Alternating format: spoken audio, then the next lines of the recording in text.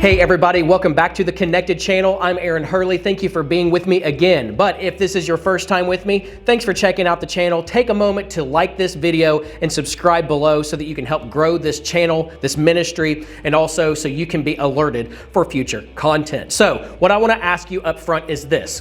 In the context of this COVID outbreak, where we can't meet together and we're having to do things like we're doing here, where we're meeting virtually and everything like that, are people on the outside able to look at us as individuals, but also us as a community of believers and see a community of joy, even in the face of all of this difficulty? So that's what we're going to talk about today coming up.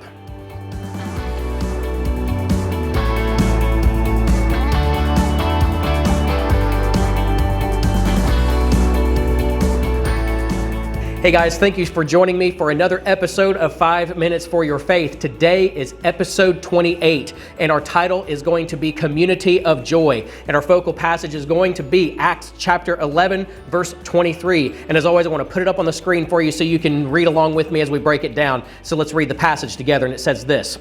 It says that when he arrived and saw the grace of God, he rejoiced and began to encourage them with all resolute heart to remain true to the Lord. What we see here is this. Contextually, we're talking about Barnabas coming from the church in Jerusalem down to Antioch, who is currently under some persecution, but they are heard all around the area as growing in their numbers. And not just growing in their numbers, but as we're going to see here in just a moment, they're growing in their passion and in their joy in the Lord as a community. So let's look at the first part, and it's this. And it's the word witnessed. It means to particularly stare at as if in awe, or to come upon unexpectedly.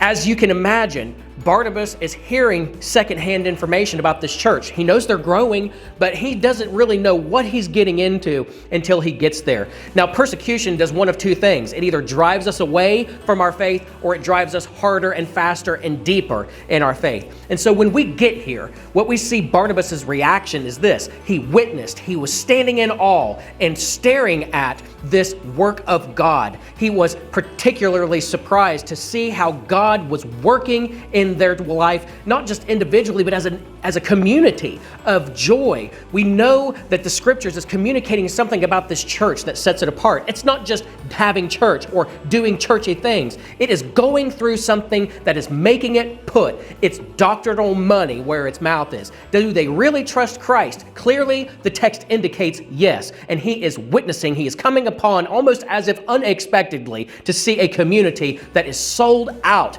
for Christ. Let's go on to our next part, and that's this. And that is the word rejoiced.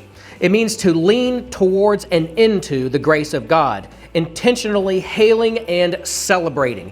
This word rejoiced comes from the Greek word kairo, which is where we get the word to rejoice, or the word grace. And so what we see here is that immediately when he sees the work of the Holy Spirit just on fire in this church, he immediately begins to hail the glory of God. He begins to hail the grace of God that is here, because he knows that the only way that anything like this is possible is that it has absolutely nothing to do with human ability or strength. You and I know that anything that comes our way that we do in our own strength, in our own flesh, if it causes us pain and suffering or loss, we run from it. We go into survival mode. So what the church is doing exactly what would be counterintuitive to any normal person, and that is to run headlong even harder and faster in the face of persecution to continue growing in their faith and growing in numbers, which was what their reputation was in that part of the country. So let's look at this next part, and that's this. And that's the word resolute. It means deciding before acting,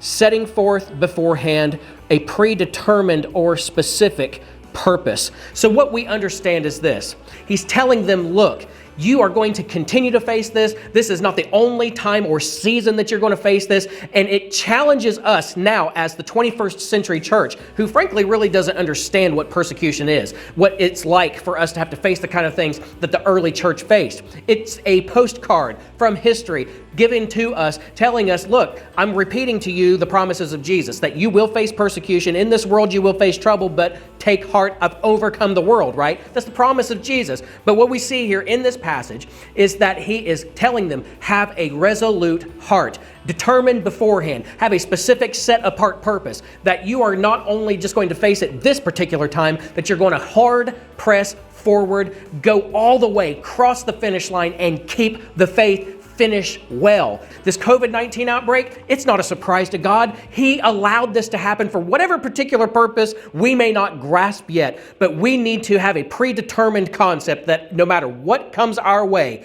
whatever persecution or difficulty we're going to face, we're going to keep the faith. And that's the last word that we're going to come to, and that's this, and it's to remain. It means to actively engage with, to cleave to, or uphold a vow, a permanent abiding. So what we need to grasp is this: true faith always perseveres. Weak, shallow faith will always falter in the face of adversity. We have to grasp this. This is not special to any particular person or group of people. That is to any individual human being. You and I are going to face persecution both as individuals and as a collective body of believers. It is inevitable. It is a promise. And so what we need to understand is that beforehand, like we talked about having a resolute heart, are we going to remain? Are we going to uphold our vow? Are we going to keep our confession and not be ashamed at the day of his coming? Are we going to permanently abide with him? Are we going to walk with him no matter what? Is there any line that we have already drawn in the sand where we have already told God, that's it, this is this far, that's all I'm going? Can people look at us as individuals in the face of this whole situation that we're living through right now? And as a church, are they able to see a community of joy, or do they see a group of people that are just living in malaise and apathy from one Sunday to the next, hoping we can get back to normal, going back to inside the four walls and going back to as if nothing ever happened? Or are we going to allow this to be something God uses to actually transform the church, to actually push us forward and be different because of all of this? Thank you for joining me for another 5 minutes for your faith. Have a great day. I'll see you next Monday.